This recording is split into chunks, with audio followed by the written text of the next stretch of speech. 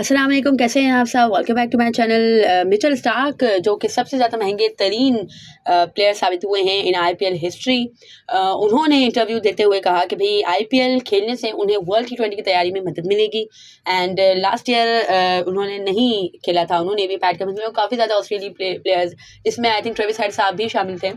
तो उन्होंने है कि WTC फाइनल की तैयारी के लिए और एशेज़ के लिए उन्होंने आईपीएल को है कि तर्क कर दिया था। उन्होंने नहीं खेला था आईपीएल का लास्ट सीज़न, बट अब है कि चूंकि वो T20 वर्ल्ड कप का साल है, दैट्स वाई कमिंस भी हैं वहाँ पे एंड मिचेल स्टार्क ने भी अपना है कि नाम ऑक्शन में दिया था। तो दैट्स वाई है कि ये दोनों काफ़ी ज़्यादा महंगे भी बिके हैं। टॉप पे जो सबसे ज़्यादा है कि एक्सपेंसिव प्लेयर हैं वो मिचेल स्टार्क है, देन पैट कमिंस है and they both truly deserve. I mean जो परफॉर्मेंसेज हैं इनकी इन द वर्ल्ड क्रिकेट वो बहुत ज़्यादा माइंड ब्लोइंग है, दे ट्रूली डिजर्व। और है कि फिर उन्होंने कहा है कि भाई आईपीएल से उन्हें जो वर्ल्ड T20 की तैयारी में बहुत ही ज़्यादा मदद मिलेगी, क्योंकि है कि आईपीएल का जो स्टैंडर्ड है वो बहुत अच्छा है एंड जो इंटेंस मैचेस होते हैं, प्रेशर मैचेस होते हैं, तो उसमें है कि वो अगर परफॉर्मेंसेज देंगे तो वर्ल्ड T20 की उनकी अच्छी प्रिपरेशंस हो जाएंगी। इसके अलावा पाकिस्तान के पेस अटैक के हवाले से उन्होंने कहा कि भाई वो खुद भी हैरान है कि पाकिस्तान की पेस अटैक में पेस ही नहीं है। और है कि ऐसा फर्स्ट टाइम उन्होंने देखा है ever in his cricket career कि भाई पाकिस्तानी पेसर्स के पास पेस नहीं है। तो भाई हमने भी अपने पूरे करियर में क्रिकेट वॉचिंग करियर में फर्स्ट टाइम देखा है कि पाकिस्तान पेसर्स के पास पेस ही नहीं है। आई मीन नो बॉलर जो है कि 135 से अबव कर सके राइट नाउ।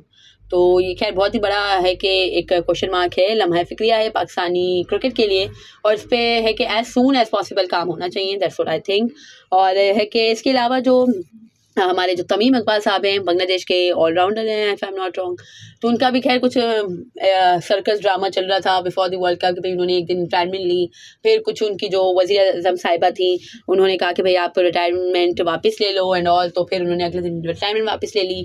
फिर है कि वो अपने आप को अवेलेबल उन्होंने जाहिर किया for the world cup, for the Asia cup, but ना एशिया कप ना वर्ल्ड कप में उनको कंसिडर किया गया। और है कि अब उन्होंने रिक्वेस्ट की है बांग्लादेश क्रिकेट बोर्ड से कि भाई उन्हें उनका नाम सेंट्रल कॉन्ट्रैक्ट में नहीं शामिल किया जाए।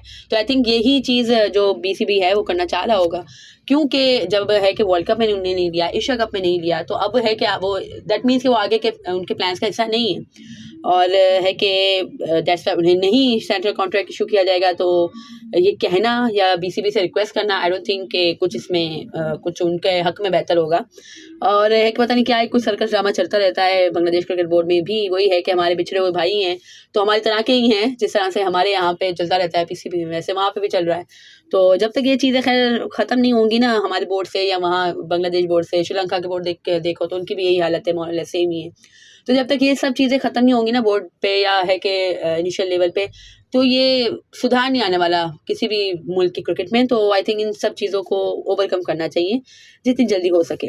और इसके अलावा है कि जो हमारे मोहम्मद वसीम साहब जो कि हमारे साबका चीफ सेलेक्टर रह चुके हैं, आई थिंक जो रमीज़ राजा साहब से उनके टेन्योर में थे वो चीफ सेलेक्टर, तो उनका है कि बयान सामने आया है। उन्होंने कहा कि पाकिस्तान को अगर टेस्ट मैच जीतना है ऑस्ट्रेलिया में तो बाबर एंड शाहीन का परफॉर्म करना बहुत ही ज़्यादा ज़रूरी है।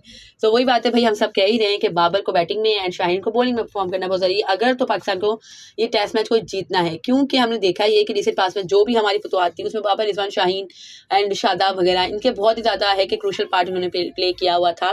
बट अभी है कि हर कोई ही है कि फॉर्म से आउट है, तो that's why I think Pakistan की टीम स्ट्रगल कर रही है। बट है कि जितनी जल्दी इंशाल्लाह ये तमाम प्लेयर्स अपनी फॉर्म में आ जाएंगे तो हम दोबारा से आउटस्टैंडिंग टीम बन जाएंगे इंशाल्लाह। सो लेट्स होप कि इंशाल्लाह हमारे जो प्लेयर्स हैं वो अच्छा परफॉर्म करें और है कि फॉर्म अपनी गेन कर लें, चाहे वो बाबर हो, चाहे वो शाहीन हो, चाहे वो हमारे शादाब खान हो। सो आई थिंक कि जितनी जल्दी खैर वो फॉर्म अपनी रिगेन कर सकें, उनके हक में तो बेहतर होगा ही होगा, बट पाकिस्तान के हक में बहुत ज़्यादा बेहतर होगा। और इसके अलावा खैर आकिब जावेद साहब के हवाले से खबर है कि भाई बहुत ही ज़्यादा उनके अच्छे रवाबित थे हारिस रऊफ से एंड शाहीन शाह अफरीदी से, बट अब उन्होंने उन्हें तनहा छोड़ दिया है क्योंकि उनकी परफॉर्मेंसेज इंटरनेशनल क्रिकेट में इतनी अच्छी नहीं है। पहले तो वो क्रेडिट लेने बैठ जाते थे कि भाई हमने शाहीन दिया है, शाहीन तो खैर पहले से कहता था हमने हारिस रऊफ दिया है पाकिस्तान को, हमने जमान खान दिया है पाकिस्तान को। तो भाई जमान खान की तो चलो इतनी कोई अभी परफॉर्मेंस नहीं है, इतनी ज़्यादा उन्होंने क्रिकेट भी नहीं खेली है, बट हारिस रऊफ की चलो जो जब परफॉर्मेंस दे रहे थे, जब आप क्रेडिट लेने आ गए, अब है कि परफॉर्मेंस नहीं आ रही है तो आप कहते हैं भाई हमने तो T20 के लिए कहा था।